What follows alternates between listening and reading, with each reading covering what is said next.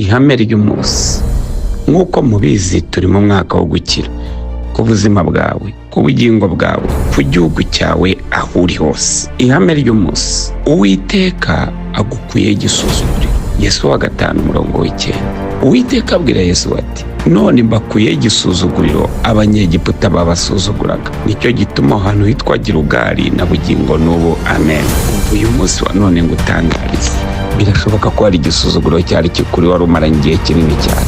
Reka gutsikamirwa n'ahashize hawe, ahubwo ubaka aho ujya. Amateka yawe mabi naguhamagara wiyitaba, yabwire ngo genda akomeje imbere, nta gahunda afitanye nawe. Nta muntu urwanya uwo yasize, ahubwo arwanywa n'uwo yasize.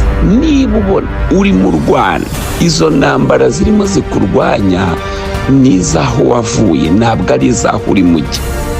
Oya, aho ujya ntabwo urwana naho, ahubwo aho uva niho hakurwanya. Kandi abo usanga ntabwo bakurwanya, ahubwo aho uri muva niho arimo hagukurura ngo urajya he kudusize. Uyu munsi wa none rero ndagira ngo nkubwire ngo ubaka amahame yo kumenya gutandukanya ibyo bihe. Shoje nkubwira ngo ibukuriwe biri mu bigize amahame.